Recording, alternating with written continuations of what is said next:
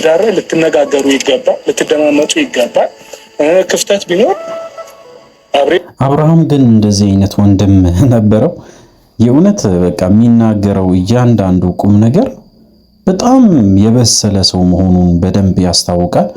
በተለይ አብርሃምን እንግዲህ ታላቅ ከሆንክ የአብርሃም ታላቅ ወንድም ከሆንክ አብርሃምን ብትገርፍልን፣ መግረፍ ብቻ አይደለም እኔ ስርዓት ቢያስይዘው በጣም ደስ ይለኛል። ምክንያቱም አብርሃም የሚያደርጋቸው እያንዳንዱ ነገር ከባል ያፈነገጠ እጅግ በጣም ለሰው ሞራል የማይጨነቅ ራስ ወዳድነት ስለሆነ እባክህን በነካጅ አብርሃምን በደንብ አድርገህ ግረፍልን። ይህንን ነው የምፈልገው። በቃ በቃላትም ይሁን በመቅጣትም ባለብህ መንገድ እንግዲህ ቅጣው። ምክንያቱም እንግዲህ ያው አንተ ታላቅ ወንድም እስከሆንክ ድረስ እሱ ደግሞ አንተ መስማት አለበት ብዬ ነው የማስበው። እስቲ እንግዲህ እንቀጥል። ለምንድን ነው ይሄ ነገር እያልሽ ልታወሪ ይገባል። እሱም እንደዛ መሆን ነው የነበረበት እንጂ የዚህን ርቀት ልትጓዙ አይገባም ነበር። አዎ በቃ ይህንን ነው እኛም በጣም ብዙ ጊዜ ስንለፈልፍ የነበረው ጉዳይ ይሄ ነው። በቃ ይህን ያህል ርቀት መጓዝ አያስፈልግም ነበረ። ነገሮችን ለመፍታት በጣም ቀላል መንገዶችን መጠቀም ይቻል ነበረ። በጣም ረጅም መንገዶችን ነው የተጓዙት አብርሃምና ሩታ። ከምላችሁ በላይ እጅግ በጣም በቃ የማይደረጉ ነገሮችን እርስ በርስ ሲደራረጉ ነበረና ሩታ በጣም ብዙ ቻሌንጆችን እንዳለፈች አውቃለሁ። በዚህ ሰዓት በተለይ አብርሃም ትክክለኛ ሰዓት ነው ብዬ አላስብም። አብርሃም ጋር የመሆን እንትኗ እንግዲህ ወይም ደግሞ የምታረቋ ትክክለኛ ሰዓት ነው ብዬ አላስብም በጭራሽ። አብርሃም የሚቀየር አይመስለኝም። እኔ ይቅርታ አድርጉልኝ እንጂ የአብርሃም ነገር ያከተመም ይመስለኛል አሁን ሳስበው። ምክንያቱም አብርሃም የሚያረጋቸው እያንዳንዱ ነገር በጣም አብኖርማል እየሆነ መጥቷልና ዛሬ ሌላ ሰው ነገ ሌላ ሰው፣ ዛሬ ከሩታ ጋራ ነገ ደግሞ ከሄርሜላ ጋራ በየቀኑ እየቀያየረ መኖር የሚፈልግ አይነት ልጅ ስለሆነ የአብርሃም ወንድም በዚህ አጋጣሚ ይህንን ተግባሩን ማስቆም ከቻልክ ትልቅ ነገር ነው። ግን እኔ እንጃ ጋሽዬ ሞክሮ ስለአቃታቸው እንግዲህ በወንድሙ ከተሸነፈ እንጂ እጅግ በጣም ከባድ የሆነ ጸባይ ይዟል ይሄ ልጅ። እስቲ እንግዲህ ምንድነው የተፈጠረው? አዳዲስ ነገሮች አሉ። እንቀጥል እንግዲህ። ተባለ አይደለም ትዳር አቋም ያለው ነገር ነው መሆን ያለበት። አንቺም በትንሽዬ ነገር ውስጥ ሊረበሽ አይገባም፣ እሱም በትንሽዬ ነገር ውስጥ ሊረበሽ አይገባም። እንግዲህ በተደጋጋሚ እቺን ቃል ተናግሬ ያለው እኔም በተደጋጋሚ አሁንም ብንደግመው ጥሩ ነው ለአብርሃም። እንዳውም እንደዚህ አይነት ምክር ባይዚ ማወቅ ያለባችሁ ነገር አብርሃም እንዲያስተውል ያደርጋል። እንዳውም አንድ የሆነ ጊዜ ላይ አብርሃም መታየት አለበት፣ አትሊስት ወደ ሆስፒታል ሄዶ ጭንቅላቱ መታየት አለበት እስከ ማለት ደረጃ ድረስ ደርሼ ነበረ። ያልኩበት ምክንያትም ስላለ ነው። ምክንያቱም አብ ኖርማል ወይም ደግሞ ትክክለኛ ያልሆነ ነገሮችን በተደጋጋሚ ከአብርሃም አንደበት ሲወጡ አይቻለው። መውጣት ብቻ አይደለም እንግዲህ ከሱ አንደበት መውጣቱ ብቻ አይደለም፣ በተግባር ደግሞ ሲያሳየን ስለነበረ አብ ኖርማል ነገር ይታይበታል አብርሃም ላይ። መታየት ጥሩ ነው። በሳይካትሪስት ወይም ደግሞ እንግዲህ በሳይኮሎጂ በተለይ የተማሩ ስፔሻል ዶክተሮች አሉና ስፔሻሊስቶቹ ጋር ሄዶ ይህንን ነገር በደንብ ቢያማክር የተሻለ ነው። አብርሃም ችግሩ እውነቴን ነው የምላችሁ ወዶ አይመስለኝም። የአብርሃም ችግር እጅግ በጣም አሳሳቢ ስለሆነ ስኪፕ ወይም ደግሞ ለማሳለፍ እንዳትሞክሩ። ምክንያቱም በጣም ብዙ ቁም ነገሮችን ታገኛላችሁ። በተለይ ከአብርሃም በጣም ብዙ ነገሮችን አይተናል። መጥፎ ነገሮችን ብቻ ማየት ሳይሆን እንደዚህ ደግሞ ቁም ነገር አዘል የሆነ ነገሮችን ስትከታተሉ፣ በተለይ ለዚህ ቻናልም አዲስ ከሆናችሁ ከወዲሁ ሰብስክራይብ አድርጉ። እስቲ እንግዲህ እንቀጥል። ምንድነው አያስፈልግም። አሁን ሰሞኑ ቪዲዮ ላይ በቃ እያየው ነበር። እሱም የሚሄድበት መንገድ ልክ አይደለም፣ አንቺም የምትሄጂበት መንገድ ልክ አይደለም። ከዛም ባለፈ ደግሞ ትልቁ አላችሁ ላይ ምን ተፈጥሯል? ልጅ ተፈጥሯል።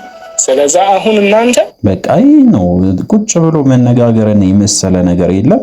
የአብርሃም ወንድም የተረጋጋ መሆኑ እኔ በጣም ገርሞኛል። ምክንያቱም እንደዚህ አይነት ወንድም እያለው እንደዚህ አይነት በጣም እንግዲህ አስተዋይ የሆነ ወንድም እያለው መካሪ ያጣኩ ይሄ ልጅ ሲባል በጣም አሳዝኖ የነበረ በዛን ሰዓት። እንግዲህ የአብርሃም ወንድም በዚህ ሰዓት መጥቶ እንኳን እንደዚህ አይነት ንግግር ቢያደርግም ባያደርግም የአብርሃም ማንነት በቀላሉ ይቀየራል ብዬ አላስብም። ነገር ግን ትክክለኛ ንግግር እያደረገ ስለሆነ በዚህ አጋጣሚ ማድነቅ እፈልጋለሁ። ሩታም እንግዲህ ተረጋግታ ቁጭ ብላለች። በተለይ ቡዜም እንደዛው። እዚህ ጋር ማስተዋል ያለባችሁ ነገር ቆሞ ነው አብዛኛው ጊዜ ቪዲዮ የሚሰሩት። እነ ሩታና አብርሃም ሲገናኙ ቆሞ ሲጨቃጨቁ እንጂ አንድም ቀን ቁም ነገር ቆሞ ሲያወሩ ሰምተን አናውቅም። እንደዚህ ቁም ነገረኛ ሆኖ ቁጭ ብሎ መነጋገር ቢችሉ የእውነቴን ነው የምላችሁ በጣም በጣም ነገሩ ቀላል ነበረ።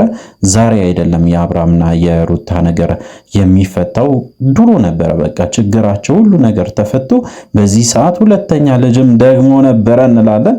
እንግዲህ ምንድነው ችግራቸውን ቢፈቱ አሁንም የአብርሃም ወንድም በቻለው መጠን ደግሞ ቡዜ ብቻ ሳይሆን እንግዲህ ሌሎችም ሰዎችም መጨመር ካለበት ኦኬ፣ ግን አስፈላጊም አይመስለኝም እዚህ ጋር አብርሃምን ብታመጣና አብርሃምም እዚህ ጋር ተቀምጦ ከሩታ ጋራ እንደዚህ አይነት ንግግሮችን አትሊስት አይቶ እንኳን ቢረጋጋ ማለት እንደዚህ ሰው ማውራት ይቻላል እንዴ?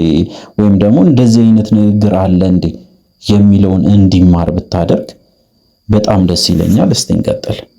ከራሳችሁ ስሜት ባለፈ ለልጃችሁ ማሰብ አለባችሁ ማለት ነው። ልጃችሁ ምን ይፈልጋል? አንቺ ብቻሽን ልታሳድጊው ነው? ያው እንግዲህ የልጃቸው ጉዳይ እውነት ለመናገር እኔ ያሳዝነኛል። በተለይ ሕፃኑ ልጅ በዚህ ጊዜ እንደዚህ አይነት ህይወት ማሳለፉ እጅግ በጣም ያሳዝናል። መሀላቸው ላይ ቢፈጠርም ይሄ ልጅ ወደዛም ወደዚህም ማድረግ አይቻልም። ሩታን ብቻውን ማሳደግ ይከብዳታል። አብርሃም እንደዛው እንደሚታሰብ አይደለም። በተለይ 1 2 3 ዓመት ሲሞላቸው ልጆች በጣም የሚጠይቁ ብዙ ጥያቄዎች አሉ። ከዛም ውስጥ በተለይ ሩታ ብቻውን እያሳደገች ከሆነ አባቴ ብሎ መጠየቁ የማይቀር ጉዳይ ነው።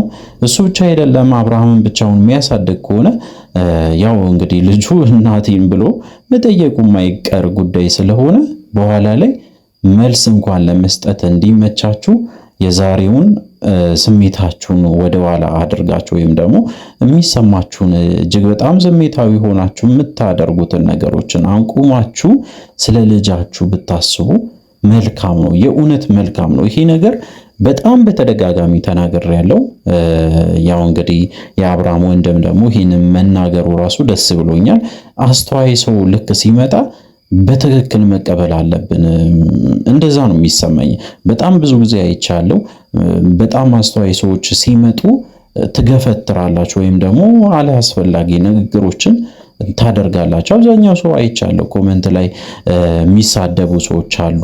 የአብርሃም ወንድም ያው አንተም እንደዚሁ ነው፣ እስከዛሬ የት ነበርክ? ምን አባፈልገ ነው እስከ ማለት ደረጃ ድረስ ደርሶ ነበሩና እንደዛ አይባልም። በቃ ምንም ቢሆን አንድ ሰው ሲመጣ ወደ ቪዲዮ ከዛ በፊት እኮ እኛ ስላላየ ነው በቪዲዮ ስላላየ ነው ሊሆን ይችላል እንጂ በጣም በተደጋጋሚ በስልክም ሊያወሩ ይችላሉ። በስልክ ብቻ ሳይሆን በአካልም ተገናኝቶ እያወሩ ይሆናል እስከዛሬ ድረስ። እንግዲህ ዛሬ በቪዲዮ ስለመጣ ብቻ በዚህ ልንመዝነው አንችልም። ቀስ በቀስ ተግባሩን እያየን ንግግሩን እያየን እየመዘን እንሄዳለን። እንደዛ ነው የሚሰማኝ። እንግዲህ ሩታም ተረጋግታ እየሰማች ነው። ያው እንግዲህ የሩታ ብልጠት ደስ የሚለው ነገር ይሄ ነው። ቀስ ብላ ተረጋግታ ነገሮችን እያስተዋለች ትሄዳለች። የምትናገረውን ነገር ታውቃለች። ስሜታዊ አትሆንም ማለት ነው። በሌላ በኩል ቡዜም በጣም ብዙ ነገሮችን ስታገዛቸው ነበረ። በተለይ አብርሃምንም በጣም ስትመክረው ነበረ ቤቱ ድረስ ሄዳ። እንግዲህ አብርሃም የሚቀየር አይነት ወንድ ነው። እስቲ እንቀጥል። ወይስ እንደ ዘመኑ ሰው ችግር የለውም እኔም አገኘዋለሁ እሱም ያገኘዋል ብቻ በቃ ተለያይተን ብንኖርም ችግር የለም እንደዛ የሚባል ነገር የለም። ያ በቃ እንደዚህ የሚባል ታሪክ የለም። ህይወት ትዳር ከጀመራችሁ በጣም ብዙ ነገሮችን ከተጋራችሁ በኋላ እኔም የራሴ ህይወት እኖራለሁ እሷም የራሷን ህይወት መኖር አለባት የሚለው ነገር ትክክል አይደለም። በዚህ በጣም በጣም የተሳሳተ ነገር ነው። ከዚህ በፊትም እንደዚህ አይነት ነገሮች የተፈጠረባቸው ሰዎችን ወደኋላ ተመልሳችሁ ብታዩ በህይወታቸው እስከዛሬ ድረስ ደስተኛ አይደሉም። ለየብቻ ቢኖሩም እንግዲህ ያው ተፋቶ ለየብቻ እየኖሩ ቢሆንም እጅግ በጣም ስሜታቸው ይጎዳል። እጅግ በጣም ከምታስቡ በላይ የሚከብድ ጊዜያትን ያሳልፋሉ ብቻቸውን። ከሞቀ ትዳር ወጥቶ እንደዚህ አይነት ላይፍ ውስጥ መግባት ትክክል አይደለም ብዬ ነው የማስበው። ከወዲሁ እንግዲህ የአብርሃም ወንድም አሪፍ ነገሮችን አንስቷል። እጅግ በጣም የሚመሰገን ነገሮችን አንስቷልና አቀባበል ላይ በተለይ ጥሩ ብንሆን ጥሩ ነው። ምክንያቱም አዳዲስ ሰዎች ሲመጡ ጊዜ ብንሰጣቸው ሀሳባቸውን ገልጾ ከዛ በኋላ ጥሩ ነገር ሊያሳዩን ስለሚችሉ ያው ጊዜ ሰተናቸው ሀሳባቸውን ብናውቅ የተሻለ ነው ብዬ ነው የማስበው። እንግዲህ አዳዲስ ነገሮች ይኖራሉ በቀጣይ። ስለዚህ እንግዲህ እኛም አጣርተን ለእናንተ ለማድረስ እንሞክራለን። የራሳችን ምልከታ በዚህ ቪዲዮ የምትመለከቱ ይሆናል። ስለዚህ እንግዲህ ለዚህ ቻናል አዲስ ከሆናችሁ ከወዲሁ ሰብስክራይብ አድርጉ። አዲስ ካልሆናችሁ እንደተለመደው ቪዲዮአችንን ላይክ አድርጉ። ሀሳብ አስተያየታችሁን ኮሜንት ስራ አስቀምጡልን። በሚቀጥለው ቪዲዮ እስከምንገናኝ ድረስ በያላችሁበት ጤናና ሰላም ይሆንላችሁ።